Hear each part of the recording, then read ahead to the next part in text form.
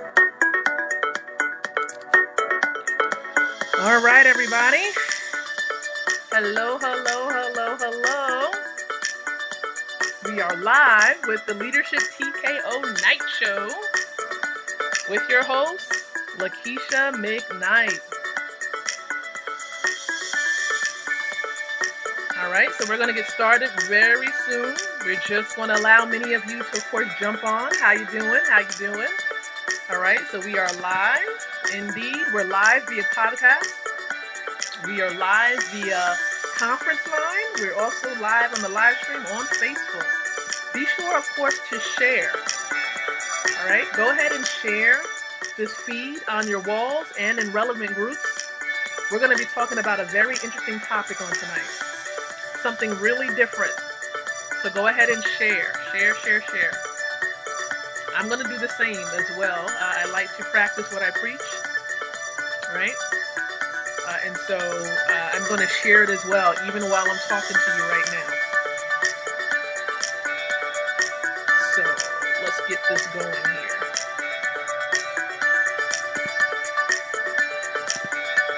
All right. Hopefully you're enjoying our little tunes here. All right. Again, thank you so much, everyone, for being present on tonight. Okay.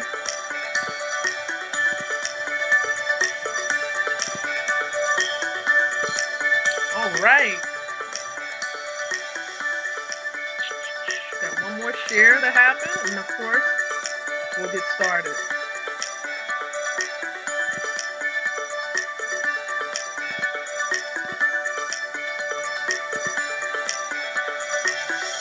All right, everybody.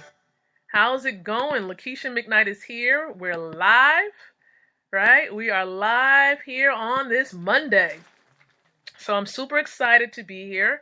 Many of you might be joining, of course, from my personal wall as well. We're trying to get you to migrate, right? Trying to get you to migrate and come on over, of course, to the fan page. But a lot of you are stuck on that personal profile page. So we're just going to keep it moving. But I have a great topic to talk with you about on tonight.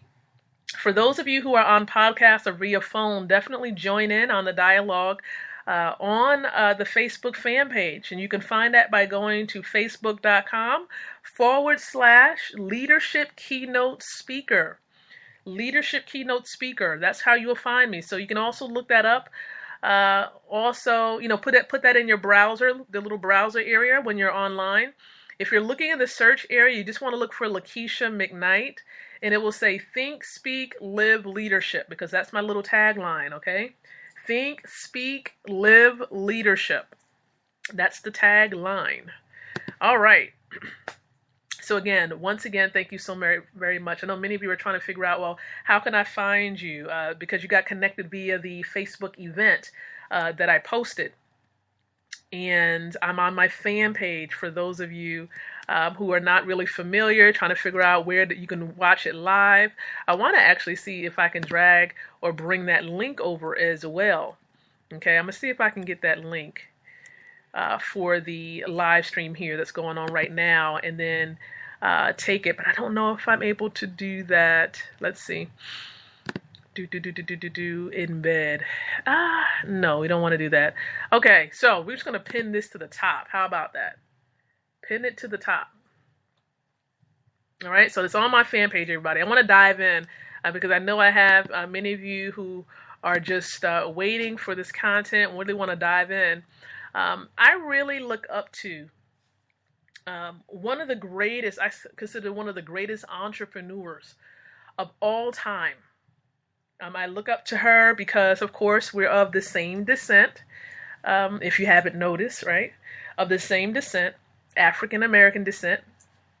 And so I decided to just talk about how Oprah, how her leadership has really helped her to achieve success in entrepreneurship.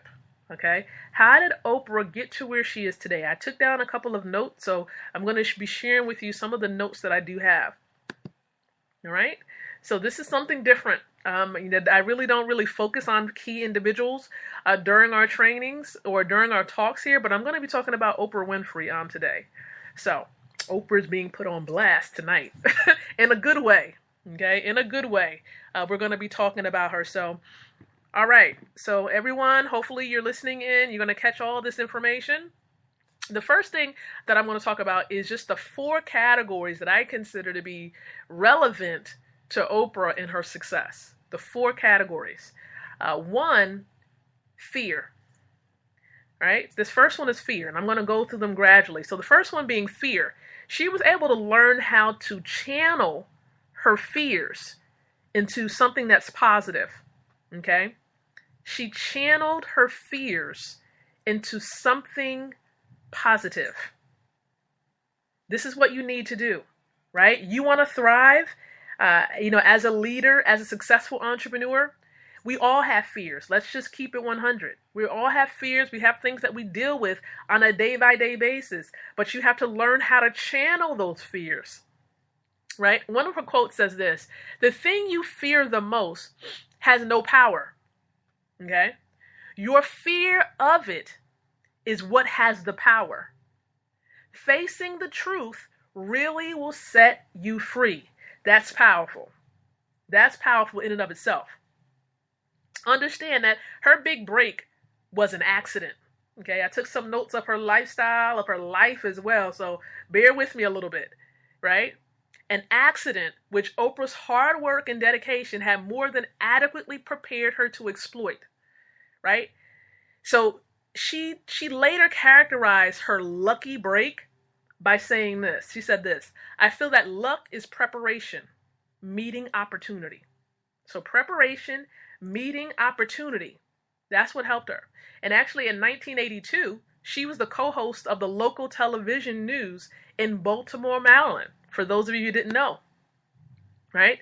And as a part of their job search efforts, one of the station's producers actually created a montage tape of their work and sent it to a number of major market stations, including WLS in Chicago. And as a coincidence, one of the on-air personalities on the tape was, guess who? Oprah Winfrey. Right? It was her. So think about this, okay? She auditioned for a couple of things, even a cook show, and I don't believe it was as successful as she wanted. But really, did Oprah really know anything about preparing food on live television? Of course not, right? Did this slow her down? Of course not. It was natural for her to be apprehensive about assuming an unfamiliar role in the United States' 3rd largest media market. So her balanced, she was able to balance that trepidation, that fear, with a lifelong desire to face and conquer her fears. And this is what she said. She says, "I have a lot of things to prove to myself. One is that I can live my life fearlessly." What would it mean for you to be able to say this, that you can live your life fearlessly? Okay?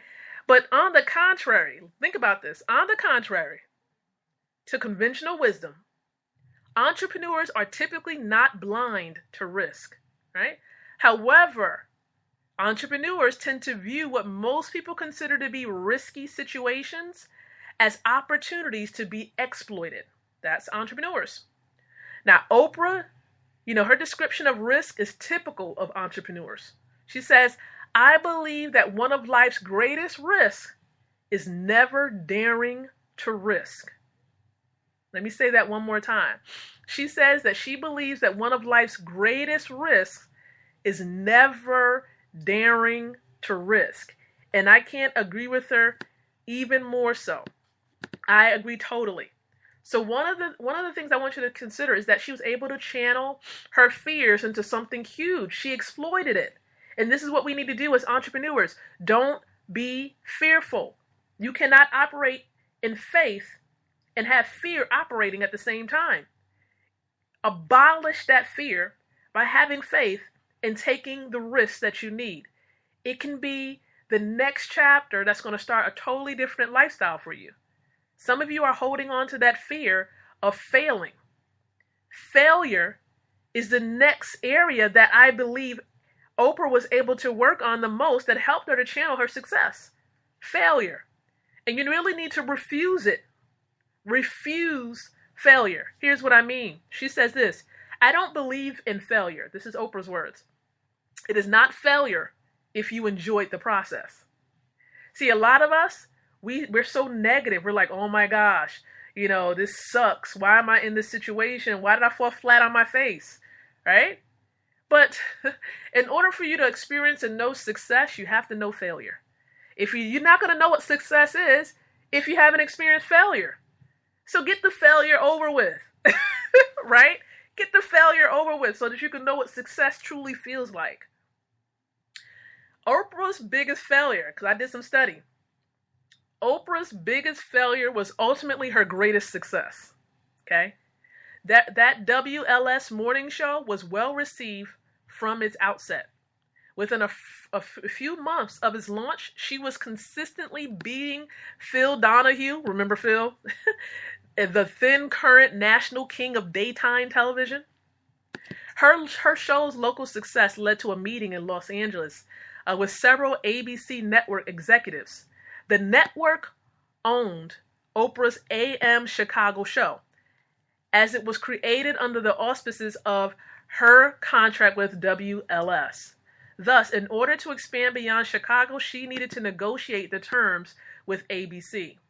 But after a brief meeting, the ABC executives told Oprah, and this is just a paraphrase, you have a great local cooking show, but it has no future beyond Chicago.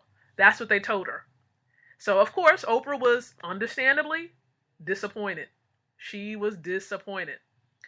Now, some young people would allow rejection, right, by industry experts to shortcut their dreams, right? You say, man, this sucks. I'm going to just throw in the towel, right? You just say, forget it once you experience rejection. However, if you do what Oprah did, right, her healthy balance of humility, okay, that healthy balance of humility and self-confidence caused her to be undaunted by the network executive's poor judgment. In the midst of her disappointment, she no doubt took the advice she has since shared with her fans. Here's the advice. Think like a queen. Ladies, female entrepreneurs, get this, catch it, write it down, do what you need to do. Think like a queen. A queen is not afraid to fail. Failure is another stepping stone to greatness. I agree with Oprah. Think like a queen. A queen is not afraid to fail. Failure is another stepping stone to greatness. Okay? Now, I just want you to think about this too, that I read about for Oprah. On her return trip to Chicago, she realized that by rejecting her local show, the network had effectively freed her from her contractual obligations, allowing her to own all aspects of her show, from the studio to the syndication rights to the hiring and firing of the show's employees, right? Like all entrepreneurs, Oprah's career has included multiple failures. Multiple failures. Now, nobody's journey is seamless, meaning that you're just not going to go through life without failing. Nobody's journey is seamless or smooth. We all stumble, right? We all have setbacks. I'm just taking a look at my notes here, okay? It's just life's way of saying time to change course, right? It's time to change course. You can't keep doing the same things, expecting a different result. Work for the man, keep making the man rich.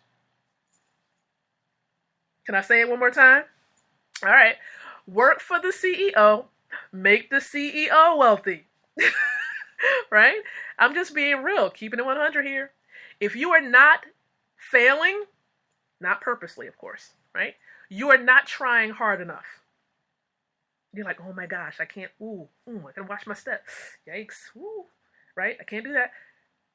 Listen, you're not trying enough. Look at your president who was bankrupt over 3 times. You're not trying enough. Right? Oprah encourages entrepreneurs to expand their comfort zones by doing the one thing you think you cannot do. What is one thing that you think you cannot do? What is one thing? Okay? What is one thing you believe that you cannot do? Fail at it. Try again. Do better the second time. The only people who never tumble are those who never mount the high wire. Those are the only people who don't tumble. Now, one of Oprah's setbacks was a 1989 television show, Brewster Place. Do you remember Brewster Place? You guys might be showing your age if you say yes. So, do you remember, how many of you all remember Brewster Place? Come on, be honest, keep it real. Listen, it's okay. If you say yes, it could have been that you watched some reruns. You might have caught it on YouTube. Do you remember Brewster Place? The ratings were poor, okay? The writing was uninspired, and Oprah did not have enough energy or time to devote to the show, okay? She didn't. As such, she elected to change course. She elected to change course despite the fact that she had already been paid a sizable bonus. So when she attempted to return to the prepayment to ABC, right? Return the prepayment to ABC, the executives told her this, to forget it. They told her to forget it. They were astounded, as no one had ever returned a prepayment before. However, Oprah really felt that she had failed to deliver on a quality product. So after ABC rejected her, she suggested that they give the money to charity. She is such a rock star, okay? How many of you all would have did that? So you give this money to charity. You would be honest with yourself, right? She told them to give it to charity, which they subsequently did. They did it. Now, Oprah realized that failing is a part of succeeding, okay? And that much can be learned when plans go awry. But in her words, these are just her words here. So go ahead, fall down.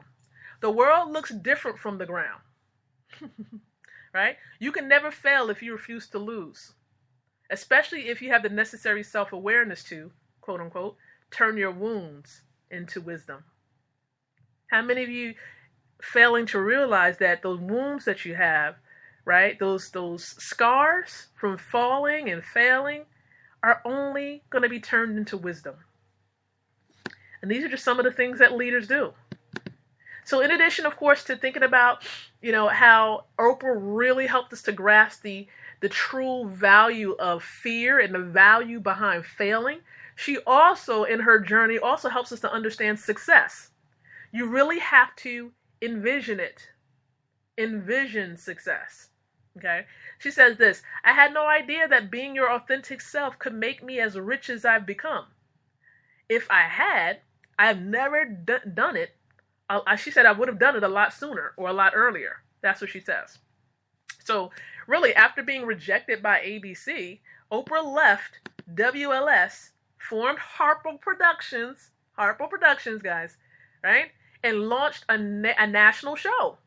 Owning her own show in its entirety also allowed her to be truly authentic in a way that hosts controlled by large networks were unable to emulate. They weren't able to do it. She did not have to host a B-level, right? B-level celebrities to cross-promote the network shows. She didn't have to work within arbitrary budgets or hire mediocre network employees. She didn't have to do that. Okay? Or she didn't have to accept sponsors recruited by the network.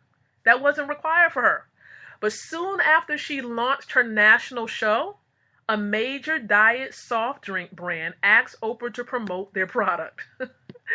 Now, she did not drink the product and was able to refuse the company's lucrative offer. She was able to refuse it. Saying no to certain advertisers was a cornerstone of her authenticity, which really ultimately led to her global popularity. Her fans knew that she was not for sale. She was not. If she promoted a book, a product, a movie, a diet, it was because she was a fan. Not because she was trying to get any money out of it. She was truly an authentic fan. Now, Oprah's message about success is really empowering because she reiterates that success, right, is not something that happens to other people. Success is a choice. Do you choose success for yourself? It's really a choice. Choose success. Okay? It's a choice. And the path to success is to identify your passions, define significant goals, and then work your butt off at it. Okay? Work your butt off. As she once said, she says this, the big secret in life is that there is no big secret. Whatever your goal, you can get there if you're willing to work.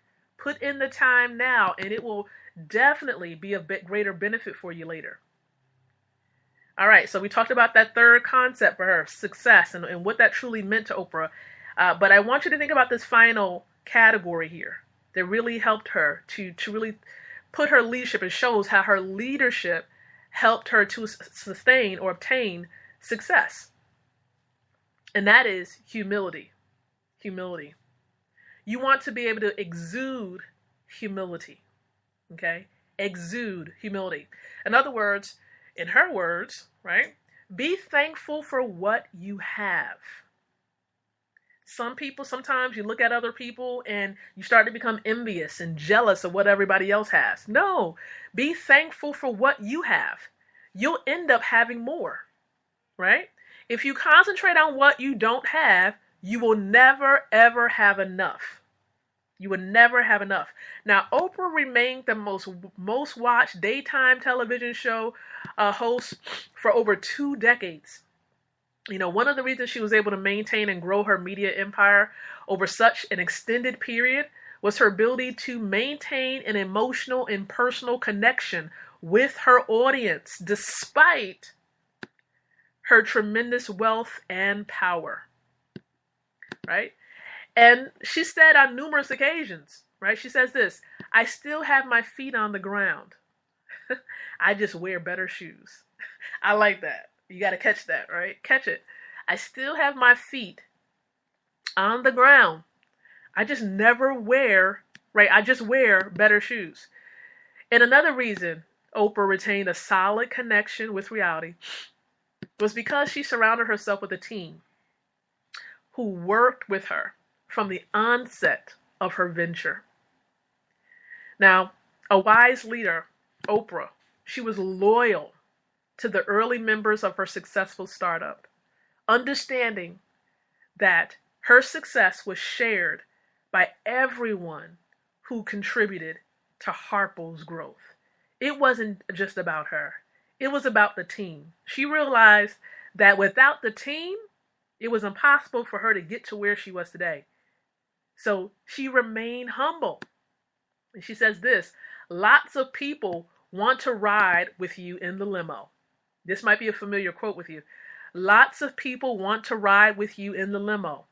But what you want is someone who will take the bus with you when the limo breaks down. Right? That's powerful. When the limo breaks down, will you take the bus with me? Or are you just going to ditch me and go somewhere else? This is something to think about. And when you think about it with Oprah and her billions, because she's like one of the first or only African-American billionaires in this world today, you can really have it all eventually. That's what she's teaching us when it comes to success and her journey. You can have it all eventually. You know, it is no secret that Oprah has struggled since she launched the Oprah Winfrey Network, or OWN. Okay? As usual, the popular press has been quick to decry, or at least to try to negate OWN or downgrade OWN as a failure. Now, Oprah once says this, you can have it all, but you can't have it all at once. You can have it all, but you can't have it all at once. The lack of instant success is not equivalent to failure. And unfortunately, some of us, we're so quick. We want it so fast, but we don't want to take a look at the journey. Don't lose out on the journey. Get to where you're trying to go, and then you quickly have a fall. Enjoy the journey, learn the lessons, okay? And build gradually. That's what you want to do. With any new venture, it takes time to build. It takes time to hire the right team. Define a viable value proposition. Okay, how do you want to position yourself in the industry? And then create a winning product. That's what you want to do. You don't want to just create anything, but you want to do your research and then create a winning product and, of course, implement it within a system. That's how you're going to build success. And that's what Oprah did. She established a system with her shows, with her network, all of these things. And now we can learn from her life. We can learn from her journey in entrepreneurship and as a business owner. So definitely come back, take a look at these nuggets. Oprah shares with us a lot in her journey. I've really emulated, admired her journey, her failures, even she didn't have it easy growing up as a child as well. So it wasn't given to her in a plate. She earned this. She earned it, right? And so we have to be diligent in our efforts, in our journey as leaders and as entrepreneurs, and do the work. Do the work that's required. Okay? Now, I want you to understand that if you're really trying to make a big impact today, many of you I've probably spoken to already, but if you want to make a big impact, if you want to take a stand as a leader, I'm encouraging you to join the Women's Leadership Campaign that we have going on. There's going to be a link that's going to be placed above this video. Join the campaign. There's a group where we're just building this massive female leader army, and we're going to take a stand, and we're going to do amazing things in this year. Don't take or engage on this journey by yourself, but we're here, we're in it with you. So for those of you who are on the podcast, for those of you who are on the telephone, listen, you can join the campaign as well. Connect with me on Facebook. You'll get the link so that you can join the campaign. Again, the Facebook link is facebook.com/leadership keynote speaker. But once again, look for the video, or at least the link above the video, pretty soon so that you can join the campaign. But everyone, thank you so very much for being present here tonight, right, for the show where we learned a lot about Oprah's journey and how her leadership helped her to have business success. We're going to come back, of course, next week on Monday at 9:00 p.m. with our next episode. Thank you so much for watching, everyone. You all be blessed, and I'll speak with you soon. Take care.